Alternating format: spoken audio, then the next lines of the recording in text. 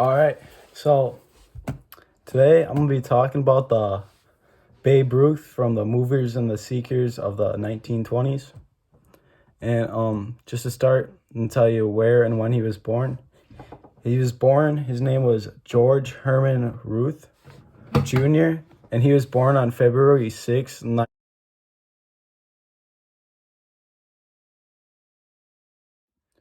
Babe Ruth did not at all have the dream childhood. He was one of 8 children in a money-struggling home. Babe and his sister Mammy were the only kids to survive, and Babe's parents had to work long hours, which led to a lack of parental guidance. This led Babe to often skip school and causing trouble in his neighborhood. Babe's father owned a bar, and he died young from a bar fight. Babe's mother was also struggling with mental issues, and she also died young. Babe was obnoxious and always getting in trouble. When Babe turned 7 years old, his parents realized that he needed a stricter environment and therefore sent him to St. Mary's Industrial School for Boys, a school ran by the Brotherhood of Lawmen from an order of the Xavier Brothers. St. Mary's provided a strict and guided environment to help shape Babe's future, and this helped Babe develop a passion for the love of baseball. And then while at St. Mary's as a kid, Babe was hitting 450-foot home runs, and the average current day home run in the MLB is about 400 feet, and then Babe was beating this at the age of 15, which is kind of crazy.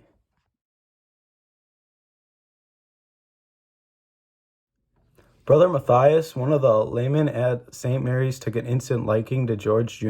and became a positive role model and father-like figure to George Jr. And while at St. Mary's, Brother Matthias also helped George Jr. refine his baseball skills, working tirelessly and helping him hitting, fielding, and pitching. George Jr. became so good at baseball that the brothers invited Jack Dunn, owner of the Baltimore Orioles, to come watch George Jr. play. Dunn was obviously impressed, and he offered him a contract in February of 1914 after watching him play for less than an hour. And since Babe was only 19 at the time, Dunn had to become Babe's legal guardian in order for him to complete the contract. And upon seeing George for the first time, the Orioles referred to him as Jack's newest Babe, and thus the most famous nickname in America's sports history. Therefore, George Herman Ruth Jr. was known as Babe, and in 1920, George Ruth by himself out-hit 14 of the 16 teams in Major League with home runs. Babe Ruth was also using a 54-ounce bat. Considered heavy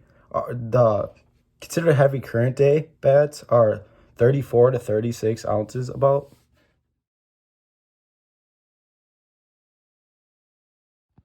The Babe performed well for Dunn and the Orioles, leading to the scale of the Babe to the Boston Red Sox by Dunn. While Babe is most known for his prodigy power as a slugger, he started his career as a pitcher and was very good at that. In 1914, Babe appeared in 5 games for the Red Sox, pitching 4 out of them. He won his major league debut on July 11th, 1914. However, by that time, Babe had displayed enormous power in his limited appearance, so it was decided his bat was too good to be left out of the lineup on a daily basis. And as a result, in 1918, the transition became to turn Babe into an everyday player. That year, tied for the most major league lead home runs in a season with 11, and followed that up by setting a single season home run record of 29 dingers in 1919. Little did he know, with the 1919 season would be his last in Boston.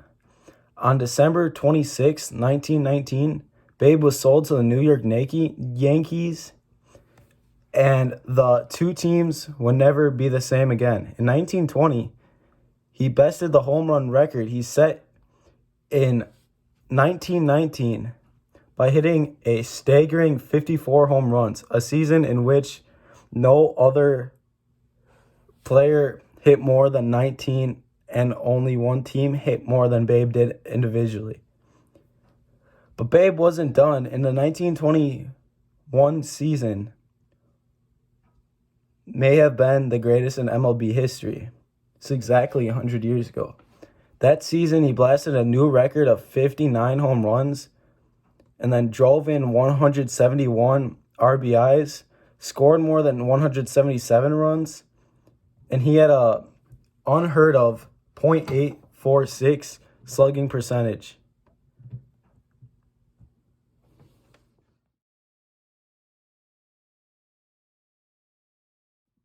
Babe helped the Yankees capture 7 pennants and 4 World Series titles. The 1927 team is still considered by many to be the greatest team in baseball history. Upon retiring from the Boston Braves in 1935, Babe held an astonishing 56 major league records at that time, including the most reserved record in baseball, 714 home runs. Babe Ruth won 10 World Series.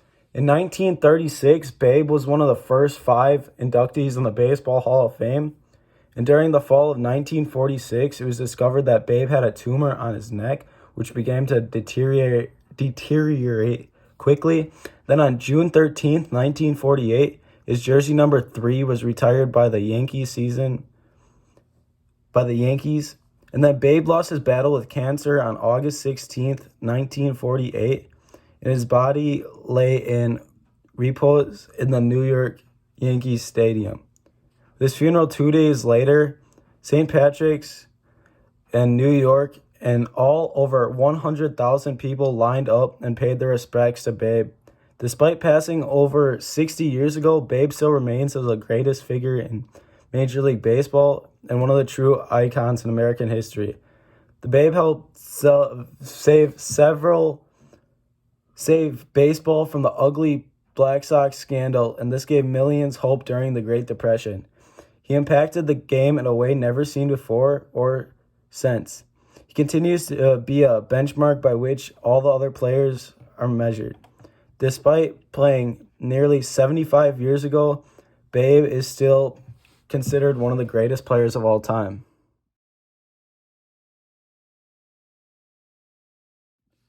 Babe Ruth changed baseball forever. With his crazy records and great play style, he was a role model for young new players. Babe Ruth is the type of person that people who know nothing about baseball knew about.